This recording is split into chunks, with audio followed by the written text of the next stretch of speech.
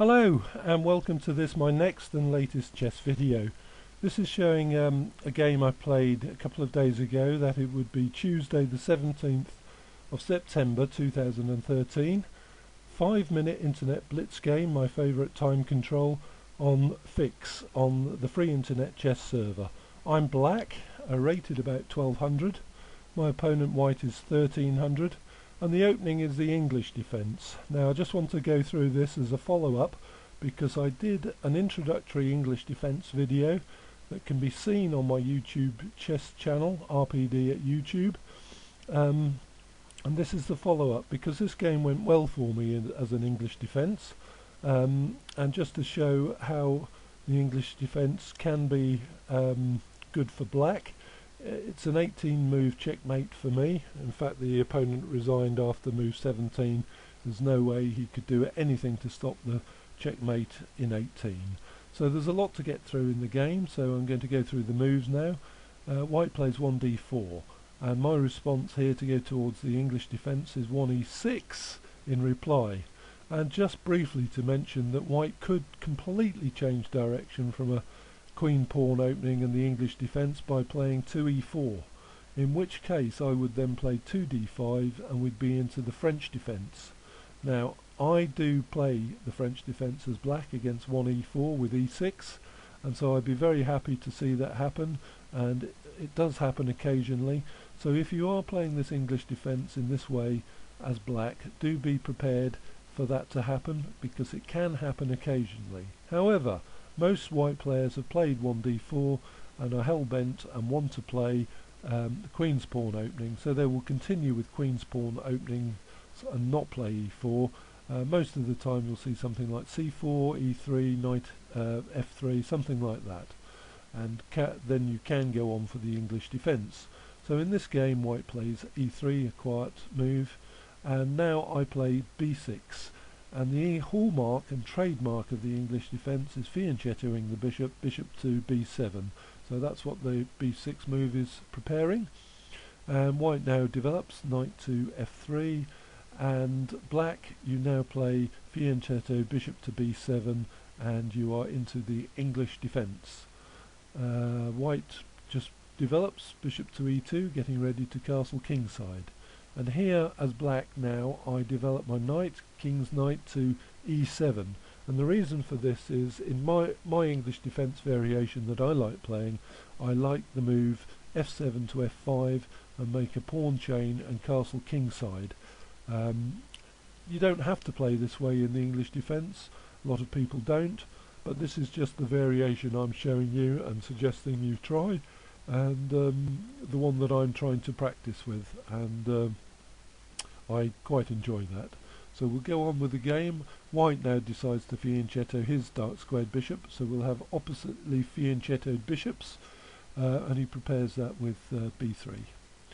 There we are. I play f7 to f5, getting my pawn chain ready.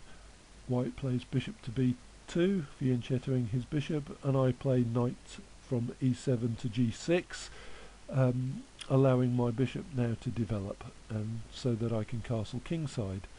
White develops knight to d2. He didn't want to put his knight on c3 and block his fianchettoed bishop. I play bishop to b4, and this is pinning the white knight against the white king, and white decides to attack and threaten my bishop with a3. So I don't want to retreat my bishop, because then b4 would trap it and I'd lose the bishop.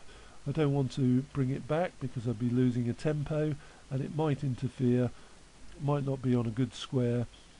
It might interfere with central control and me moving my pieces over to the queen side, which is my plan, to the king side rather.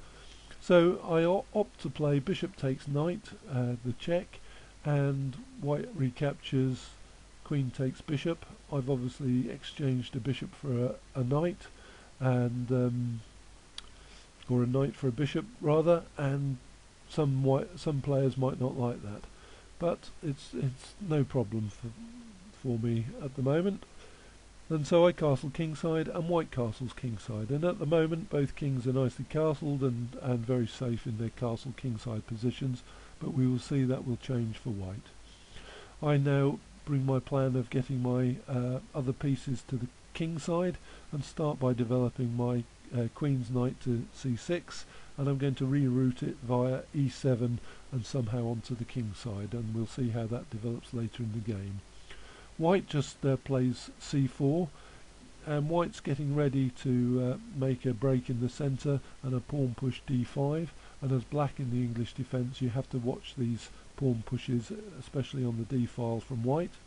I carry on with rerouting my queen's knight to e7, and here white plays an early knight to e5. This looks a nice knight outpost for the white knight, except that my knight on g6 can just come in and capture. White has to recapture with d takes knight e5, and now if you have a look, white's got doubled pawns on the e file, so a little disadvantage for white here. And another disadvantage is this e5 pawn is well blockaded by my pawn chain, and it's blocking in his own fianchettoed bishop, so white's blocked in his own fianchetto there, which is not good for white. I carry on and I play my queen's knight out to g6, so I've got another knight over on the king side and another knight on g6, and achieve my objective of moving the knight from the queen side to the king side. And white surprises me here by playing bishop from e2 to f3, challenging my fianchettoed bishop, because it's good for me to play bishop takes bishop, as white now has to recapture with g takes bishop f3. And if you have a look, white's now got double pawns on the f file. So white has got double pawns, the f and the e file, and also white has allowed a big hole on the g file, and this g file has become half open, and the white king is no longer castled safely, and white will have to look to his king safety now. So anyway, I think f4 is worth fighting for. I'm defending it or attacking it, or defending, or both, with a knight and a rook, and white has a pawn and a queen on that square, and now with the f4 pawn move I'm adding more pressure on this half open g file. So white surprises me here and plays e4. I think white could have ignored that for the moment and maybe played a rook to e1, giving space for his king to get to safety, but he doesn't do that, so I can carry on attacking. My knight to h4 brings a knight up onto the attack, putting pressure on this half open g file and threatening knight takes f3 check and forking the king and the queen and winning the queen. White obviously sees that and brings queen to e2, protecting the f pawn, but I've got a very good move now. My queen simply to g5 check, and the white king is very insecure, can only move to h1, and then I've got checkmate with queen to g2, and that's game over. So that's a very good game for me in the English defence, and I hope you've enjoyed looking at that and seen the structure with the pawn structure from the pawn chain from f to d, bringing my pieces over to the king side for a king side attack, and also watching for white's activity in the centre and being prepared to combat white making a d pawn push and trying to open the centre lines. So those are the principles of the English defence. Do try it if you like. I'll just go back to another game. This was played a few weeks ago between me and a 1660 player, and you can see white has grabbed all the space in the centre here. I keep developing, and I doubled white's pawns on the c files, but in this game I really didn't consider the central pawn attack, and I'm just highlighting this. As black you have to deal with this properly. I absolutely got this totally wrong, and I played very poorly here. White's got a nice square for his knight, and it can come to an even better outpost here. White's got control in the centre. I really played badly here. White now puts his knight on the very good outpost e6 and forks my queen and rook, so I go a major piece down there, and I just play badly and I get absolutely hammered. So this is just to show you how important that central control is in the English defence, and there I've lost that game. So just be aware of that. And finally I'm just going back to the good game that was won, and I hope you've enjoyed this video and may